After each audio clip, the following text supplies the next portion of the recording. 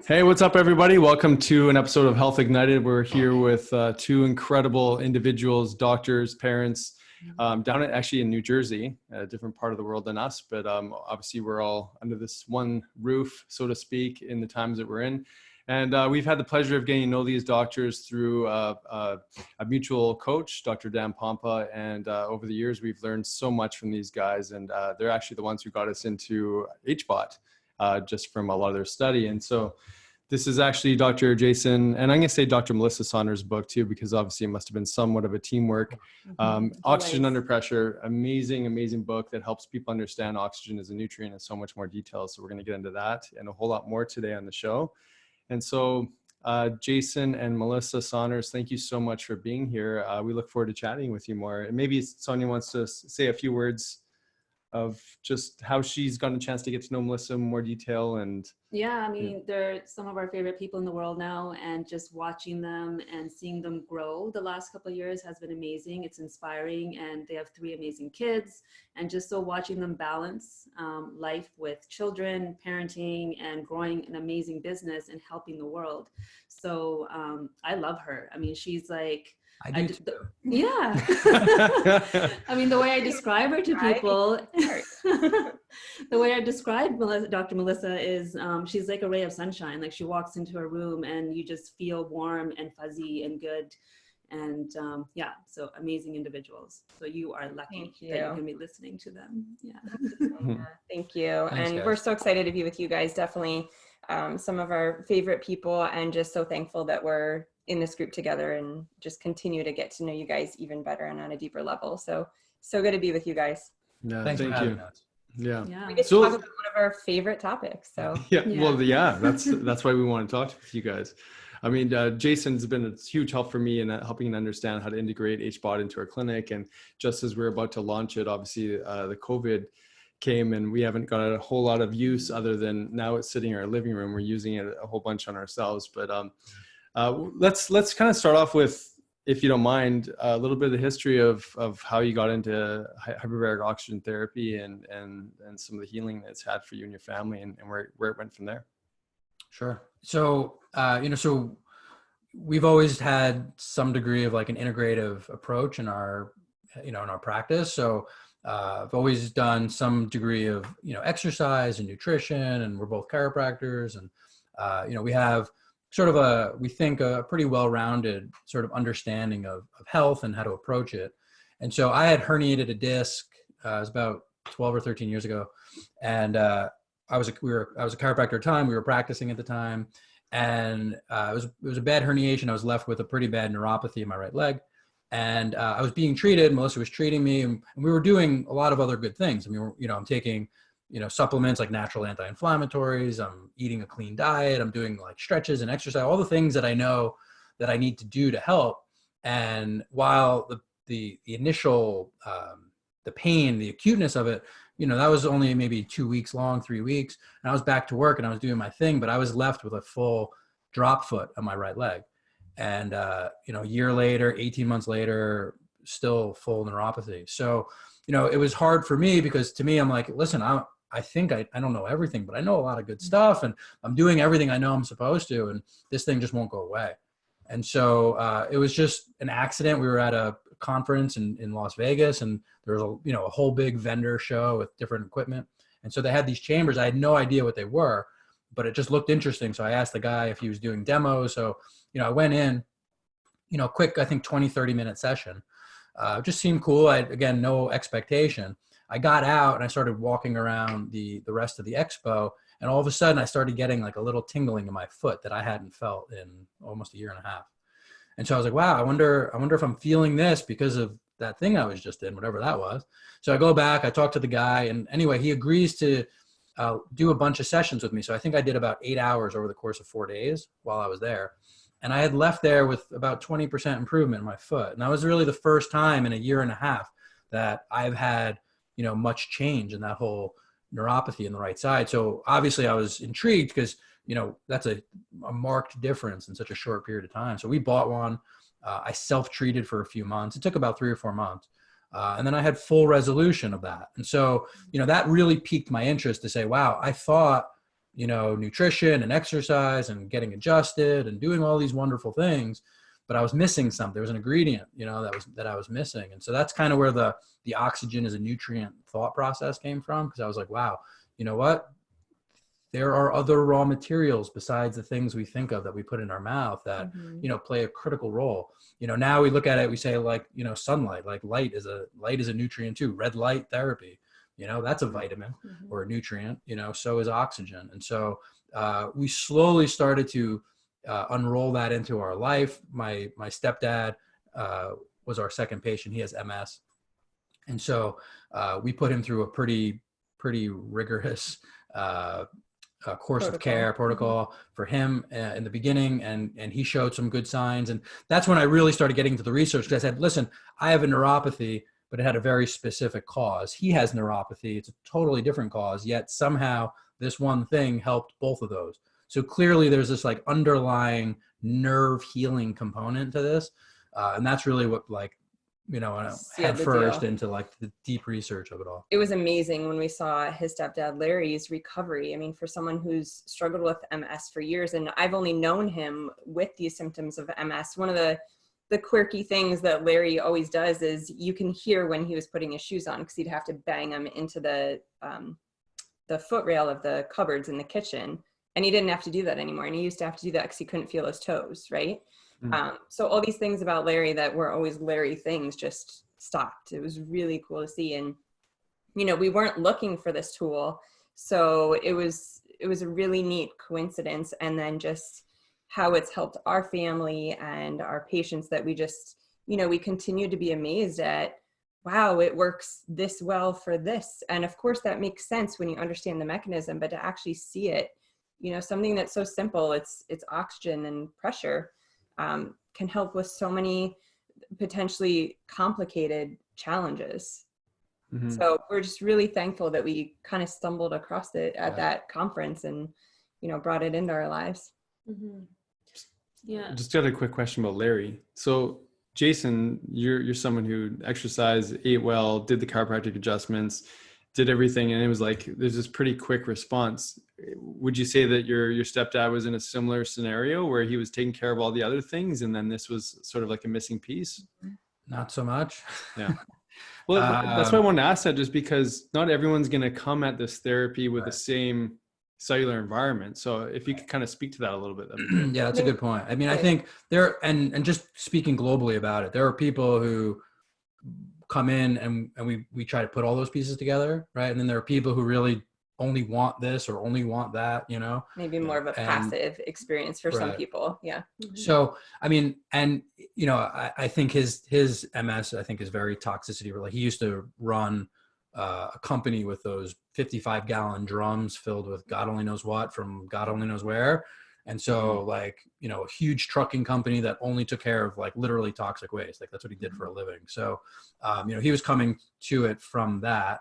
And over the years through my mom, right? Cause he won't do anything on his own. So like, I'm like, Mom, you got to give him this. Mom, you got to give him this.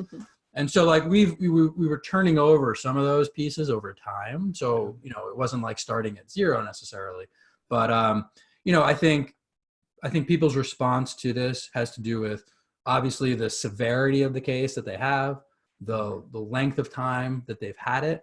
And then of course, and we don't always know this, but all the underlying facets of things that kind of accumulated in their body over time to lead them to that place. So, how many of those pieces can we start kind of peeling away at, and how many will they allow us to peel away at one time, and how quickly and how aggressively? All of that plays, I think, a huge role in people's experience and outcome with it. Now, sometimes, sometimes it's like toxicity is such the critical piece. Like if you did everything and didn't do that, you may not get the response. Yeah.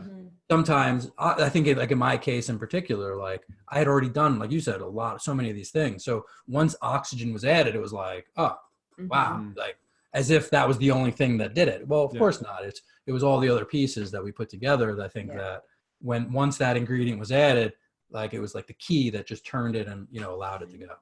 Yeah, I think that's a huge point because there's so many people that want that quick fix, or they hear something about oxygen, or they hear something about red light or vitamin C IV or whatever it is, and they think, okay, that's the thing that I have to commit to get to where I want. But there's more to it. There's more layers. Yeah. And Melissa, I know you have your own personal story too with Lyme, and you know, the shifts that you went through with that. So maybe if you can speak to that a little bit and how oxygen has helped you in that realm, and also some of the other things that you did, because of course, like you guys are talking about, there's multiple layers to healing, right? Yeah, I'm sure you'll help me through, because sometimes I get mixed up in the details, like when you're living in it, you know. It's a lot. It was a lot. It still is a lot at times, just remembering it. But yeah, we got a few years ago when our kids were like 5 and 3 and 1. Yeah, I think I got hit like overnight. And again, it wasn't, you know, it wasn't that moment. It was a buildup of things the more I have learned, but got hit really hard with like a neurological form of Lyme. And so it got to the point where like I couldn't make the kids' lunches unless I took ibuprofen, which is something that's just not typical for me. I couldn't remember kids' friends' names. I struggled to get to work a few times, which is like 2 miles down the road from us, somewhere where I go every day. Just felt like I knew details were there, but I couldn't connect them. I could literally feel it like just missing. I'd walk out of a room, and you know how you'll like forget what you're doing? Like, what did I come in here for? But it was like this would happen so easily, and I knew it was completely gone in a different way than that other kind of forgetting. Like I would forget where I was going, and I knew I was never going to get back to it. So it was really scary. I'm a really pretty healthy woman, and especially with kids, it was really scary, particularly because it was something I had never dealt with. I honestly didn't know that much about, and I had no idea how I was going to get back or if I was going to get back. And so, you know, luckily we had Hyperbaric in the office. And so I got in really quickly. Like it was probably 2 weeks that I was really bad. So I got in really quickly, and hands down, oxygen is what got me through. Detox was a big part of it as well, for sure. But I would literally feel when I was in the chamber, it was like the cobwebs in my brain were being vacuumed out. So like halfway through a session, it was like, oh my gosh, I can connect the thoughts again. So, you know, it's been really empowering to have access to that tool and feel that tool. And now I'm at a point where we do have a home chamber. Our kids go in it. We like to have it here. I'll probably go in once a week just so I can continue to push the envelope for me. So as I got better, it was like, I didn't have a lot of symptoms, but you know, we travel with you guys often, and those nights get late, and they're West Coast and we're East Coast. So the time change and everything, then I would start to feel it. And now I've just gotten to a point where as long as I go in every so often, I can really push those limits. I can fly back from a West Coast trip on Sunday and be in the office on Monday, totally fine, push my workouts, you know, help manage our 3 kids and our family and our business and be totally fine. So it's definitely one of my power tools that help get me back pretty quickly. You know, I would add to that. It's like, you know, looking back. So what other pieces played a role? Was there like other subacute infections, mold, cavitations? You know, so Lyme was more the, you know, proverbial straw, you know, and hormonal changes. I mean, 5, 3, and 1. When I think about that in my head, like, wow, that's a lot within a few years. You were still nursing Kaya. I was still nursing. Like, that's what stopped us. Yeah. That's what basically what ended that. So, you know, because we had to go do, you know, a bunch of different things for like different herbs, like get all the, you know, the whole microbiome under control. I just needed to like shut down. She just needed to get her body back for a minute, like just to. Yeah. So, you know, there were a lot of pieces, I think, that also played a role in addition, obviously, to the oxygen. But it's like, even now, as long as we sort of drip in, you know, pieces of detoxification, as long as we don't stray too far nutritionally, as long as oxygen still plays a critical role, you know, even if it's just periodic, it's like, you know, all things are great. And if we let some of those things slip a little bit, things could slip a little bit. And that's just true for all of us, I think, in different ways. Yeah. Well, I think that's what's really important for people that are listening to hear, because like, you know, here you're like a mom that's given birth 3 times within 5 years and you're nursing and you have a business. It's like, it's the everyday woman, right? Going through life and navigating life. And then like the bucket fills up, right? Yeah. And then there's like that one little last straw that breaks the camel's back. And the fact that there's all these different tools that are accessible to people, I think that's the best, like, or most important teaching, that there are answers. Because many families will just kind of throw their hands up in the air and be like, oh, this is the new normal. Like forgetting is the new normal, or feeling fatigued and needing coffee and wine is the new normal. But I think you guys are changing that paradigm by sharing your story. You know, it's whether it's easy or it's not easy, simple, or but it's hard. It's, you know, you're actively making a choice to say, I know that there are answers. I've done things that make a difference. And now am I willing to really commit to that, to make that part of who we are and what we do, to make sure that we're able, you know, so we can't just say, hey, here was an issue. We did this thing, it's resolved and it's gone. Because there's very few, if any, things in our health that are really like that. And so understanding the complexity to how different issues affect us all in different ways, and fully committing to the idea that like, I could live a better life. Like there are a lot of things I don't control. Like a lot of what's going on right now, we may not have some control over, but there are still a lot of things we have control over in our life. And if we dedicate the time, you know, and the effort into controlling those things that we do actually have the ability to change, we can live that life that we want, that we deserve, that, you know, the people listening to you guys deserve. I mean, it's just how important is it to you?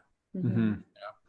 Well, and you did such a good job again in your book of sort of laying out the groundwork in the first few chapters, or the first half of the book essentially, and then you dove into oxygen. And you know, like we were saying here, it's not just one thing, it's all these things together, and then this bigger picture of understanding there's just some core things that we need as human beings, oxygen being one of those things. So, and I want people to get referred over to your YouTube channel, because you go through so much amazing science. And I think that our conversation doesn't have to be super detailed into those topics, and we'll just refer them to the YouTube channel in some areas. But if we could just talk about, you know, why oxygen is so important, maybe more so now than it was like 30, 40 years ago.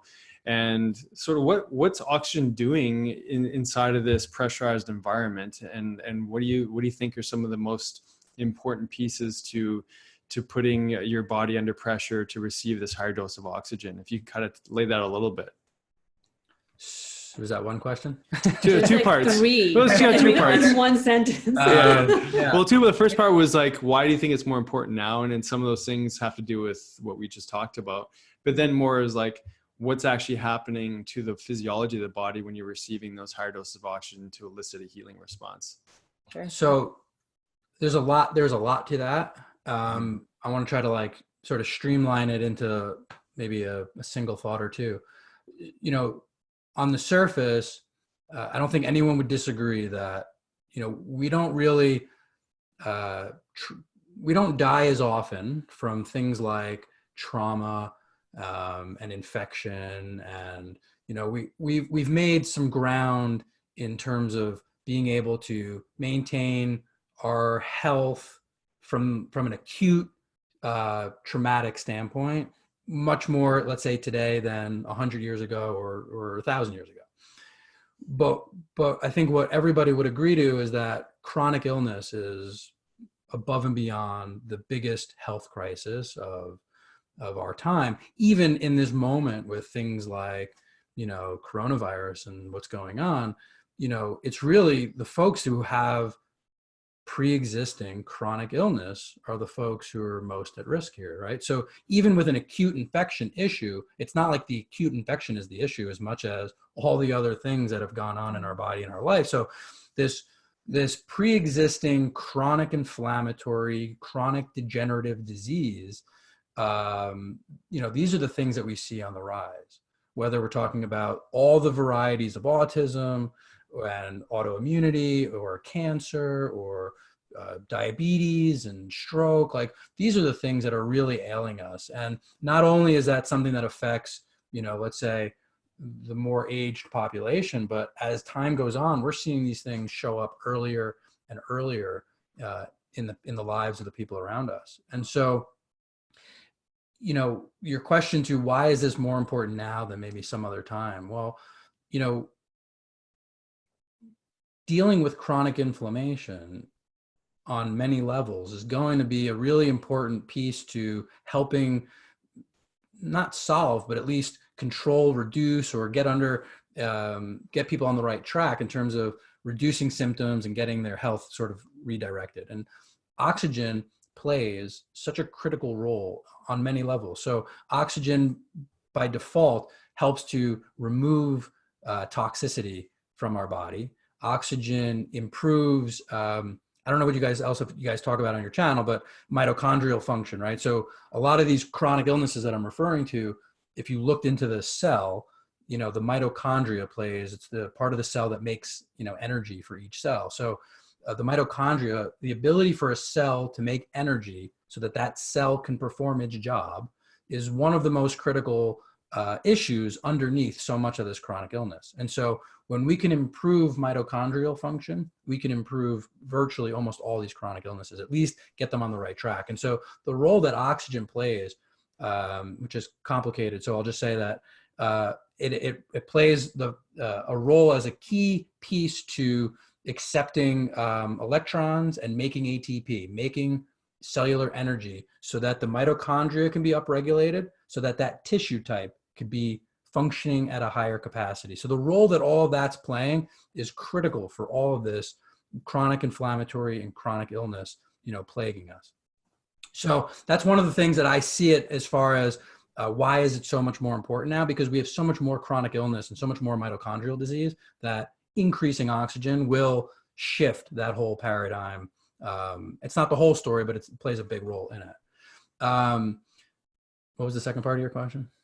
Well, you kind of answered the both, because the second part was really like, what's sort of the basic mechanism for how that's happening, and like, I'm glad you brought up the mitochondria, because that was. So I guess so. On one part, it's dealing with like mitochondrial function, energy production, and inflammation. But on the other side, what it's also doing is it plays a critical role in the healing process.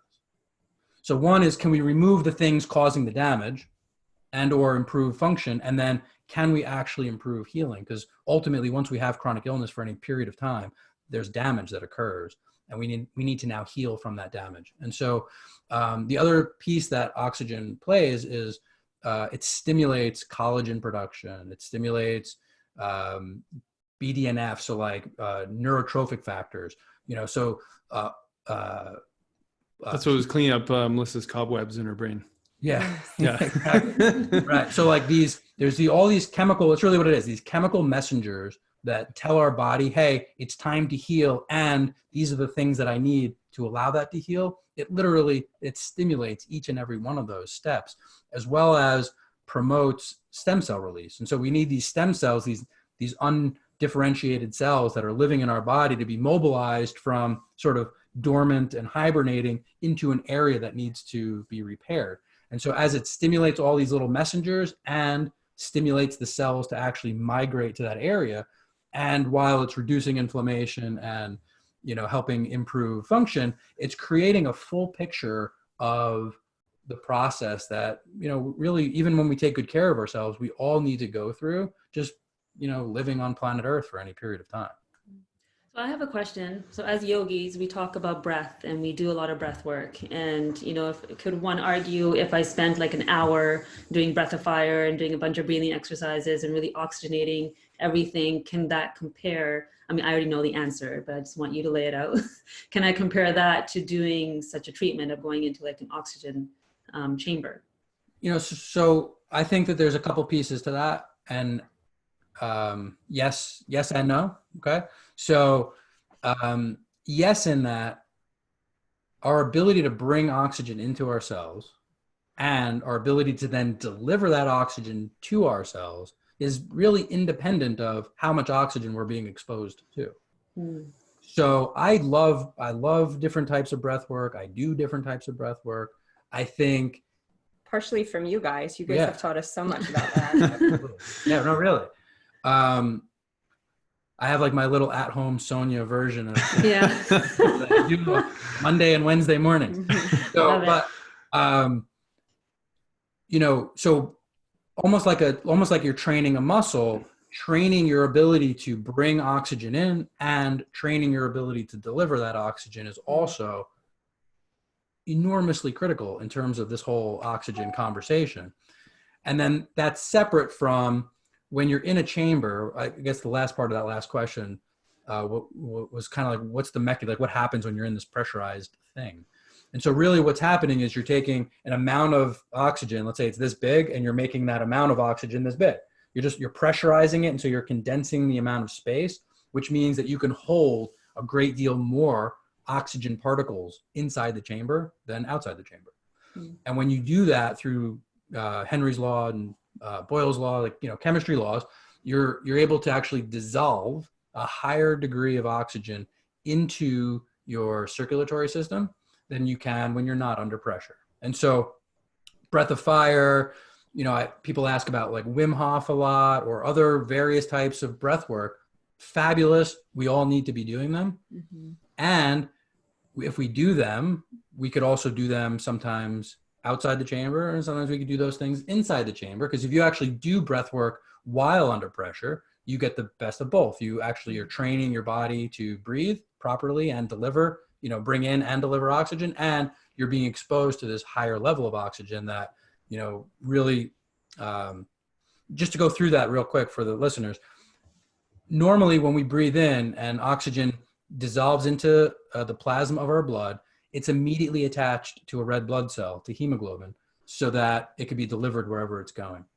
And so being in a chamber, because of the high pressure, the amount that you can dissolve into the plasma is many, many times higher than what you could without that pressure. And so while all those red blood cells and all the hemoglobin, binding sites on those red blood cells will all be full, because you're dissolving so much extra oxygen, there's now free floating oxygen in the plasma of the blood.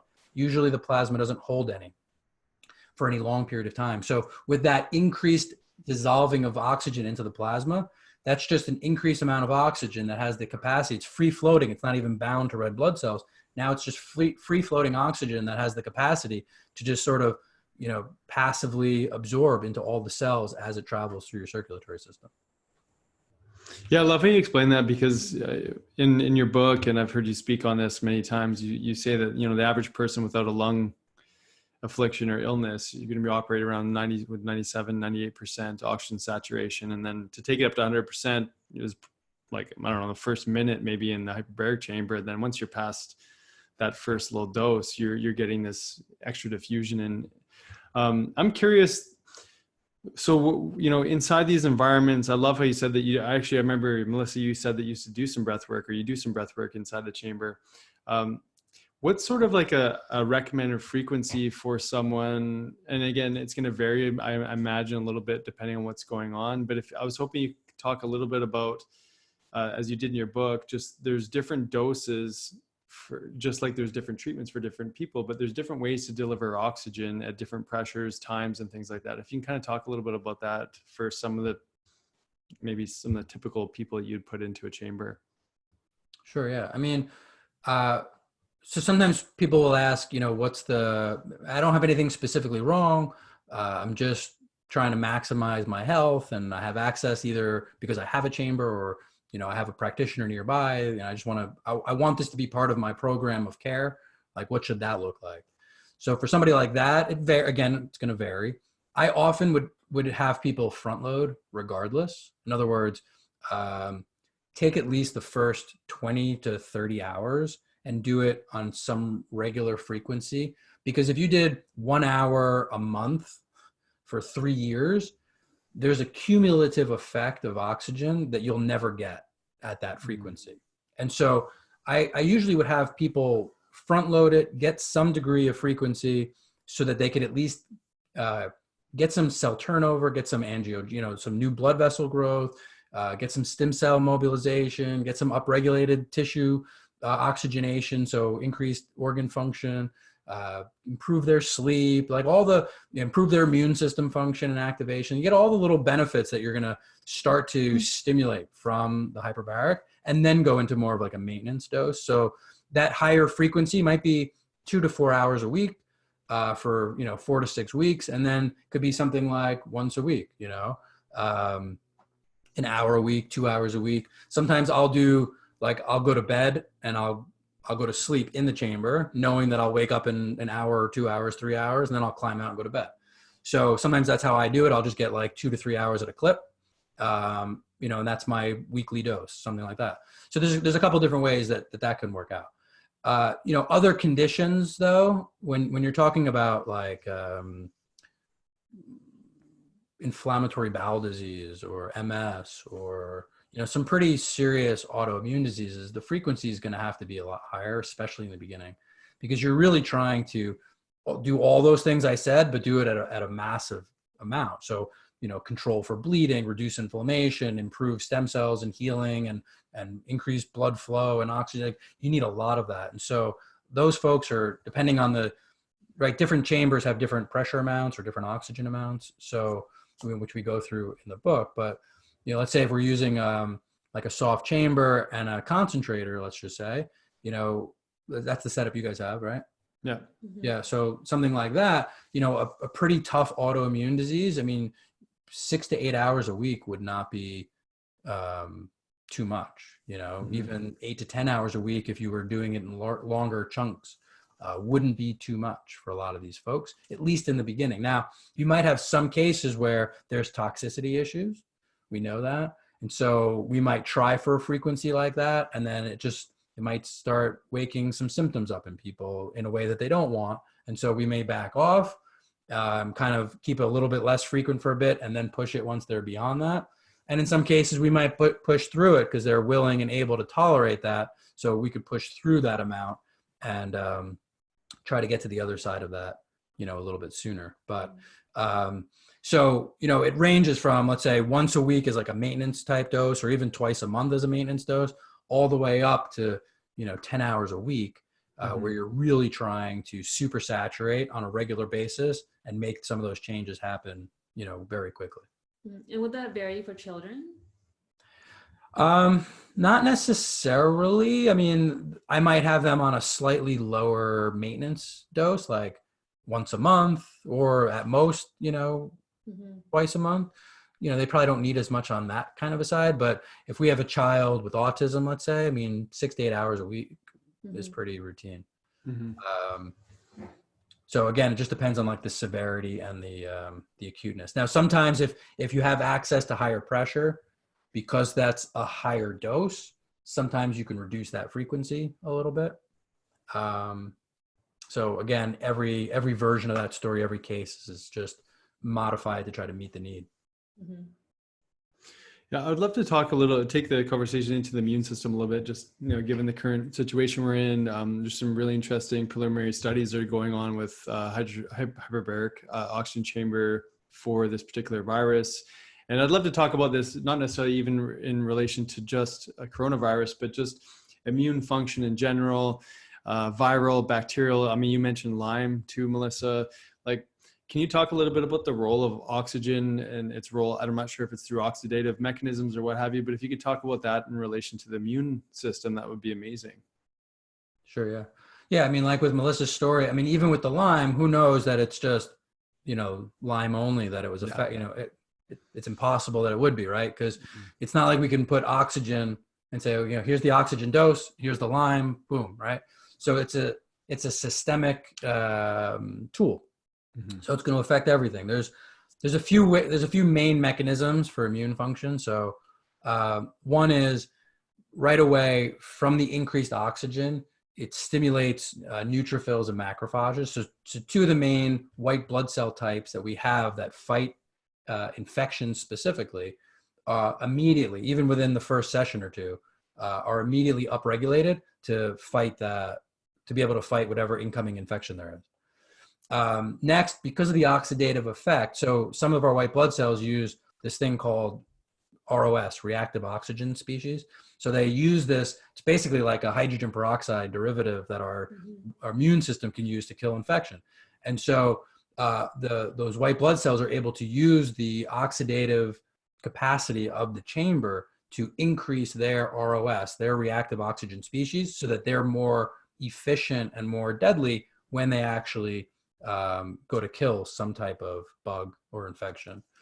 The other thing that it does is it shifts our microbiome.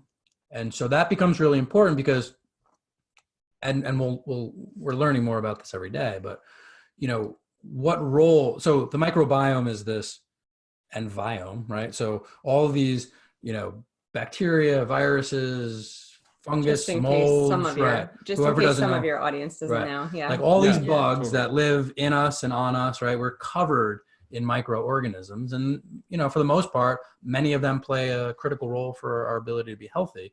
And so when our body is in balance, our microbiome will tend to be in balance and vice versa.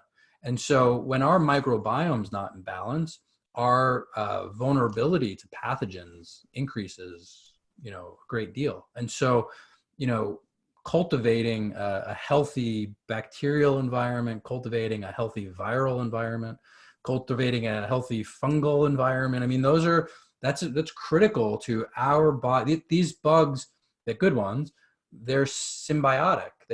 We give them a place to live and they protect us. That's the relationship we have with our microorganisms. And so when that's a healthy environment, they play a huge role in our immune system's ability to protect the rest of our cells. And so one of the things that oxygen does is that a lot of the sort of healthier bugs that would live on us, either they're aerobic, meaning they love oxygen, or they're at least oxygen tolerant. And so in these high oxygen environments, we're literally like feeding them and nourishing them just like the way we are with our cells, the way we were talking earlier. So we're literally giving fuel and food to a lot of these healthy bugs. And for the most part, the majority of the pathogens, the bad guys, the unhealthy bacteria or viruses or all these things that live in and us, they're anaerobic. So they live in either low or almost no oxygen environments. And so when you add hyperbaric oxygen to the system, not only are you fueling, feeding, and nourishing cultivating that healthy microbiome, but you're actually making it very uncomfortable. And in some cases, you could even call it like a natural antibiotic. It literally helps to break down the biofilms that a lot of these pathogens live in. And it helps to kill a lot of these anaerobic infections. So, there's a really interesting balancing tool oxygen plays in terms of the microbiome itself. So basically we have the reduction of inflammation, which we talked about earlier. So inflammation is also part of your immune system. So it reduces inflammation, it upregulates neutrophils and macrophages, it increases ROS, so it makes them more effective killers of pathogens, and it has this, microbiome balancing effect to our immune system. So, listen, it's so obvious, right? Like, so on the news this morning, I was reading an article, critical vitamin may be playing a role in helping COVID patients. And I'm like, I wonder what that is, right?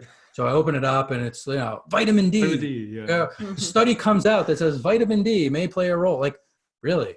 That's interesting. So, but we know that when our bodies are being exposed to the things that they need, sunlight, oxygen, fresh air, our body's ability to find balance is much higher. And when we're locked inside and covered in blue lights, that's not going to be the case. So, it's just to say that, oxygen as a tool, hyperbaric oxygen, it's an amazing tool. And obviously, I'm passionate about it. We love it. It's played such a big role in our lives. And at the same time, it's just oxygen. Like, someone commented on my YouTube channel, well, I live in Southern California. We're on lockdown. I'm not allowed to leave. I can't go to my doctor's office. I can't get any of these therapies you're mentioning. Like, what can I just do at home? I was like, go outside, take a walk. You're in Southern California, get some sunlight and do some breath work, like just those basic things are so critical for improving our outcome. It's, it's so simple, but, such a massive shift for our body. Yeah. So you've talked about a lot of physical triggers. What if somebody has a lot of emotional triggers? So I was just having a lot of thoughts as you're speaking. I'm like, that can also be used as a time for people to be in this chamber, getting all this like nourishment for their bodies, but it's not just for their body, it's also for their mind. It's time to reflect. It's time to slow down because our life is so fast paced. I mean, this whole Corona thing has forced everybody to slow down, but that doesn't necessarily mean the mind is slowing down at the same time.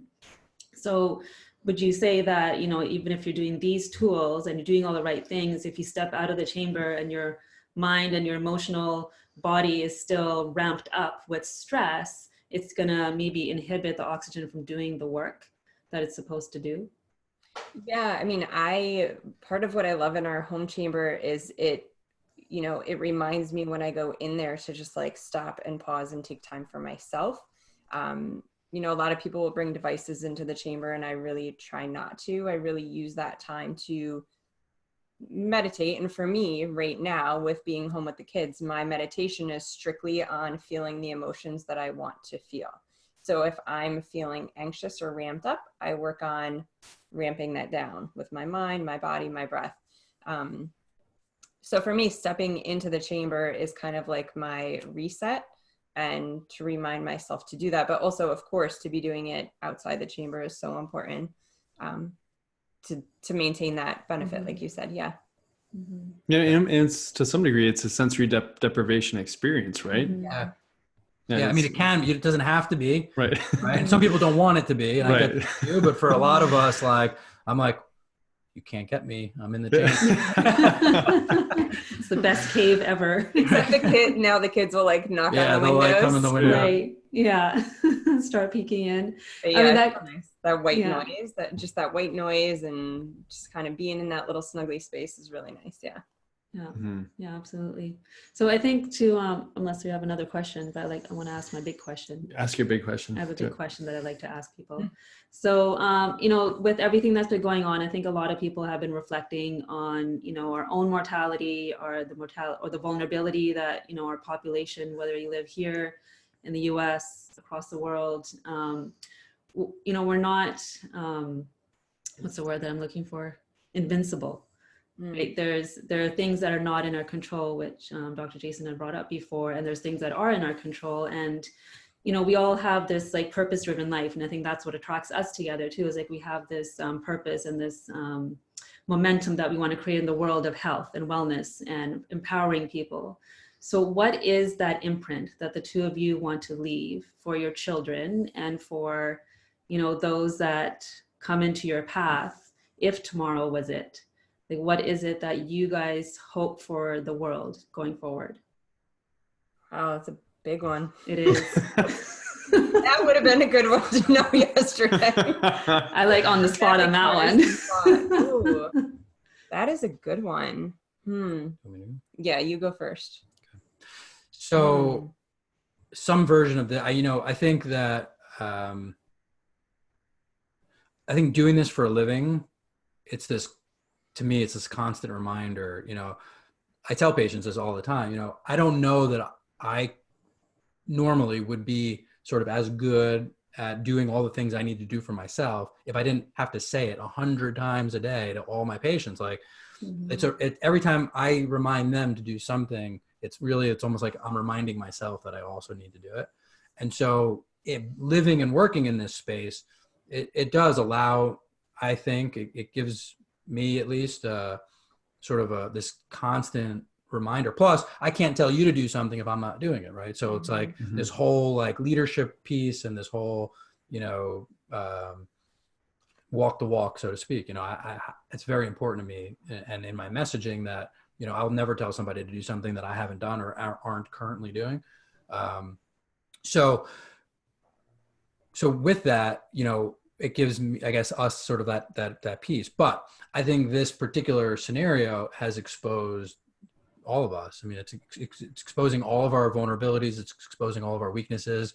Like whatever thing that like you might be like, well, I suppressed this pretty well, it's not that big of a deal. Like those are the things I think that are like coming to the surface as we're all like in home with each other all the time. You know, we're teaching our kids, we're sort of homeschooling now on top of being parents, on top of, you know, doing all the work stuff and videos and writing. And, you know, so this has really, I think, exposed our vulnerabilities as individuals and as a society in so many ways. And, you know, all that does is it takes me back to what I was saying earlier, which is, you know, in all of our lives at any given time, you could always make a list, right? Here's all the stress in my life, and there's a lot of it. And, I always tell people we have to focus on the things that we have control over, right? Because if you take all the stress in your life and you look at all the things you have no control over, which there's plenty to put on that list, it just makes us feel more overwhelmed. It makes us feel more vulnerable. It makes us feel like we could never do anything to change any of it. And that only further deepens the hole, that stress hole. Mm-hmm. If we actually make that same list and we start to jot down things that we actually can change in our life, immediately it empowers us to be able to say, wow, I could do that. Or if there's 10 things on that list, maybe only 2 of them I feel like I could do right now. So I'll just focus on those 2. But after I do those 2, it's going to make it easier to do the other 8 because, right, progress, creates momentum too. So it puts us on a path to actually feeling like we're doing something. And even if it's small, just feeling like we're doing something empowers us to feel like we actually have a say in what's going on in the world around us.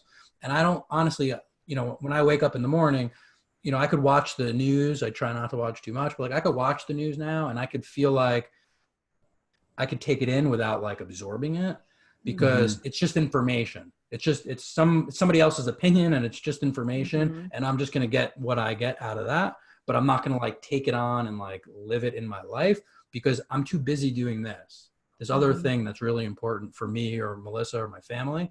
So I need to focus on those things. And so, I think just choosing, our brain can only really focus on one thing at one time. And if we allow other people to dictate what that is, we're going to have a hard time making progress. And if I choose what it is, and I actually choose something that's, empowering me or something that I can make a difference or I can make me feel better or improve my health or the lives of my family, I choose to focus on that because that's what allows me to continue, momentum in the direction I'm wanting to go. And I guess I would want my kids to know that. Well, they're seeing you do it. Yeah. I hope so. Right? That's a big one. Yeah, that's great. Okay. I would say that, one of the biggest things that I've learned through this and something I've been working on anyway is, really being present. And I think that would be one, something really important for me to hold in high regard if today were the last day. And then also what I would want to leave as a legacy or inspire people to do. So Sonya, definitely, our time in Sedona, I loved that time. You are definitely one of my role models and mentors. I feel like I've got a handful of really powerful women and, for so long being present was just a word to me, but that's really been part of my focus. This really last year is being present. And I think it's going to continue to be a work in progress for me, but now especially being home with the kids, and like Jay said, there's all this stuff around me that I have no control over. And some days I'm totally fine and I'm inspired. And some days I feel just defeated and deflated. And even hourly, there's times I feel that way. So really just being in the present moment, because that's all I can control or appreciate or, take from the day. And when I am present, I feel like such a better mom. And so I very easily, as someone who loves to create and dream, and I love what I do for a living, I definitely gravitate towards my phone and email and things like that sometimes when stuff with the kids gets tough. And it's so much easier. It's a distraction. And I'm just really, this is such an intense time for everybody. And I think, like Jay said, a lot of stuff comes to the surface that's always there. And so for me, I want to really use this time, probably a very challenging time for me, to be present, because if I can master it now, I feel like I can maintain that through whatever our life looks like after this. I love that. Thank you. It's beautiful. You guys are beautiful.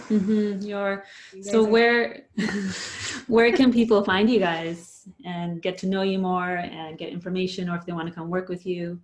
Yeah, definitely our YouTube channel is a really good resource for people. So the YouTube channel is just HBOT space USA. Our website is hbotusa.com. So again, all spelled out. And so probably our 2 main spots.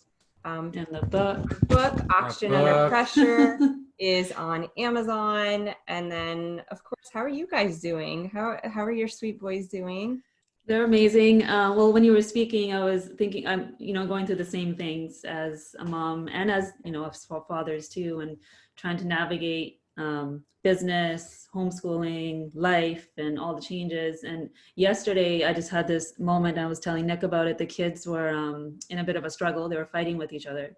And, we didn't do any homework yesterday. And I was like, oh, I got to get that in, and thinking about all these things. But then as I was watching them, my youngest was outside with me and the older one's inside. And the older one knew what he did was wrong. And because he manipulated the younger one a little bit. So he made this little cardboard toy for him kind of thing, and wrote a message on it apologizing, and sent it out. And then so I read it out to Soren, my youngest, and he's like, okay. So then he goes and grabs some cardboard and he's like, can you write I'm sorry too? And so then he sends him a little message, and I was like, okay, well, this is what it is. I mean, it's not the math, it's not the reading, it's none of that. It's community, it's relationship. Like, this is the legacy that we want to leave behind. It's connection. Yeah. And a big part of that connection has been lost this last little while, and it's been regained too. So there's like those two different polarities that are playing right now. And so I think just seeing that has been really, like, that shifted me. Like, watching that happen, it kind of took me out of the, like, oh, we're okay. We're all doing okay. Mm-hmm. Love that. We didn't get to math today, but we'll still be okay. That's right. That happens a lot, that one. Yeah. They're getting the space to learn these bigger life skills and life tools. Mm-hmm. I will say one of my favorite things about having them at home for school now is I used to feel like I'd go to pick them up from school.